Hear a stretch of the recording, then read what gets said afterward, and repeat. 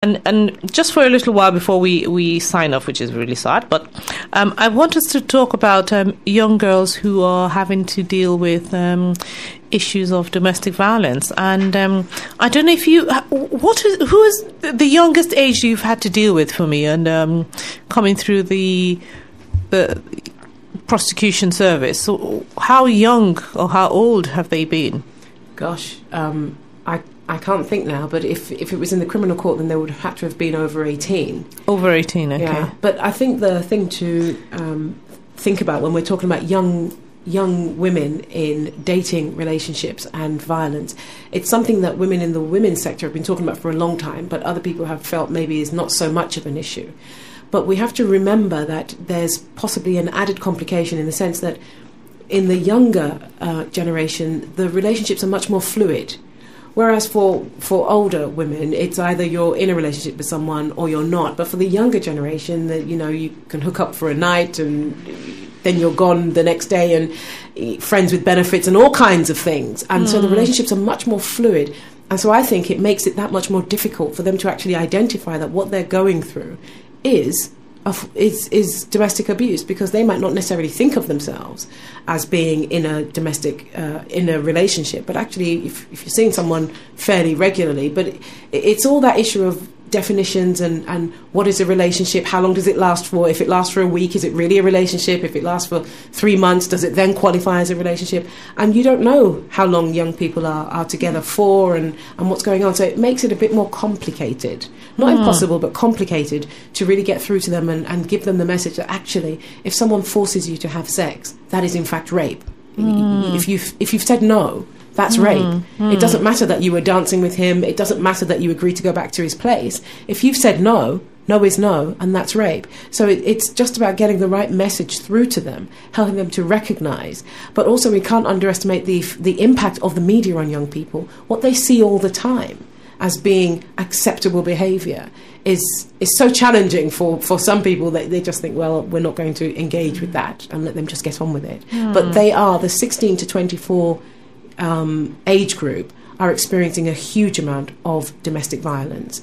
And I remember reading some research and I was horrified at what young girls felt was completely appropriate behaviour. I remember some of the surveys saying, if I was cheeky, then I deserved a slap.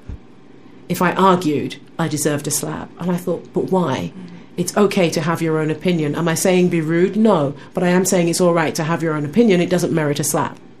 But just going on that, do you think that there's some cultural bias to that, in the sense that if there's some cultures that agree or support or see slapping as not domestic violence, and they've seen that in their households, then that kind of makes it acceptable?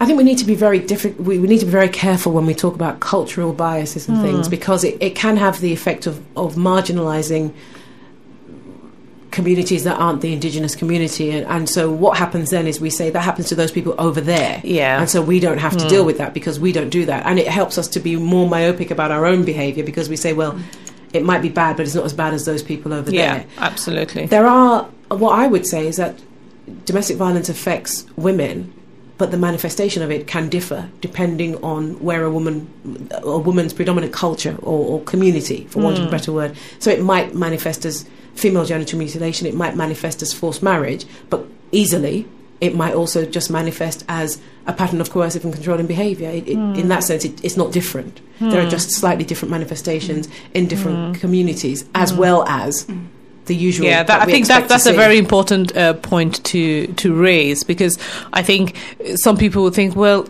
if it happens in that community, then it's okay in that community, and they stick to themselves, but we're all part of the same community or society, and it's happening to a woman, so that's the way to look at it. Not that it's happening in a community, it's that it's happening in society and it's happening to women. Yeah, but to come back to your question, I think there are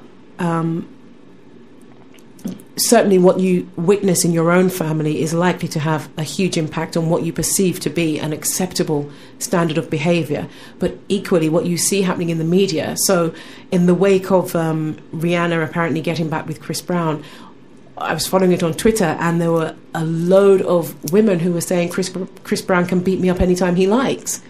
And I just found it astounding that actually, having seen the pictures and heard what he did, you would actually take to Twitter to say that he could beat you up as long as he kissed it better at the end. I'm thinking, but then maybe I'm not that influenced by the media, and so I don't know, but I found that truly terrifying. Yeah, I think that's also, there's a lot to be said in that circumstance about the power of celebrity as well, and the perceived, enjoyment that if I could just get close to him, particularly with sort of boy bands and singing celebrities in the Rihanna context, that people don't think necessarily what they're saying. They see that as the context of, well, that would get me close to Chris Brown, not, well, I recognise that is wrong.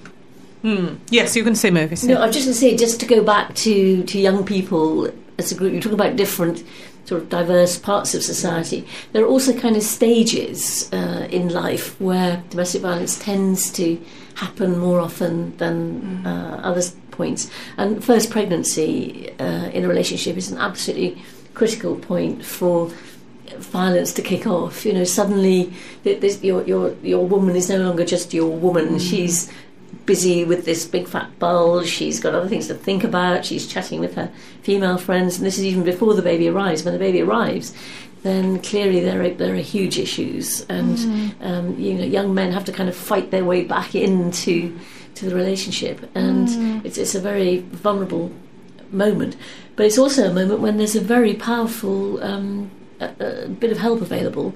I don't think people recognise what health visitors do at that stage. When the midwife comes round after the baby's born, and they are statutorily bound to enter the house where there is a small child. They have the right to enter, even if they're not wanted, and they have a duty to check for domestic violence. They have a duty to speak to the mum alone to make sure that there's nothing that's troubling her. Well, I have something to say about that, actually, because if a young girl finds herself pregnant and she's living with her partner, or they've had a baby, they have a small child, and she's going through domestic abuse, chances are she's not going to say anything about that, because if she's come from a home of a single parent, just if she's come from a home of a single parent, she would want to keep that father involved in the child's life because of the fact that she didn't have her father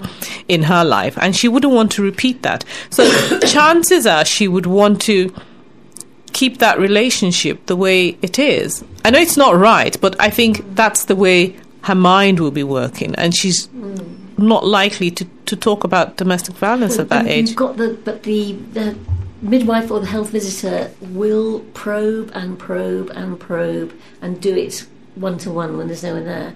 Not necessarily to encourage ending the relationship, but to point out the risks and to give some strategies for defusing it. Anyway. I'm not sure. I couldn't possibly speak, and I think that may be true for some young women, but equally for other young women it wouldn't be true. I think it's what's more likely to impact it is the manner in which it is asked, because it's very difficult to make disclosure to a person that you have no prior relationship with. And if the question is just asked in a tick box manner, well, are you suffering domestic violence, then that's a bit more challenging, and you're not likely to get a good response from that. And I think that given the cuts, I think that even health visitors are under pressure. They're not able to come in like they used to be able to come in, because we know from research that most women make some kind of disclosure. They may not make a disclosure to the police or the courts, but they will make disclosures to friends, to family, to health personnel. Their first port of call is more likely to be the GP, usually because they're going to see about an injury. But if the atmosphere is receptive, they're more likely to make a disclosure to the GP. So I think it's more about how the question is asked and what kind of relationship there is ongoing. I'm going to stand up for my midwives and health visitors. Please do. They are so carefully trained on this. They take it really seriously, and it's the mother is at home, she's vulnerable, this baby is driving her crazy, she doesn't know what to do with it.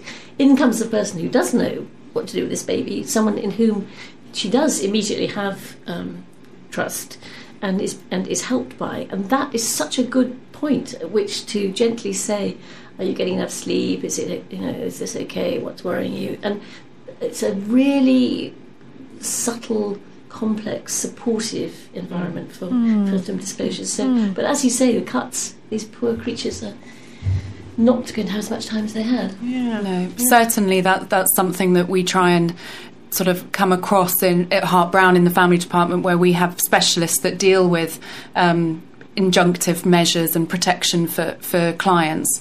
It's not simply a case where we sit there with our books just saying, right, tell me what happened. Where did he hit you? How often did it come? Did it happen? Did he let you out the house? It's far more of a gentle approach. So tell me how it was in the beginning, and actually, how are you doing, and how do you feel about all of this? You've got to encourage a relationship in which the client, in our circumstances, feel comfortable enough, like you're saying with the midwives, to actually disclose and make these disclosures, be that to the GP or someone close to them, and perhaps that person that can then go to the GP.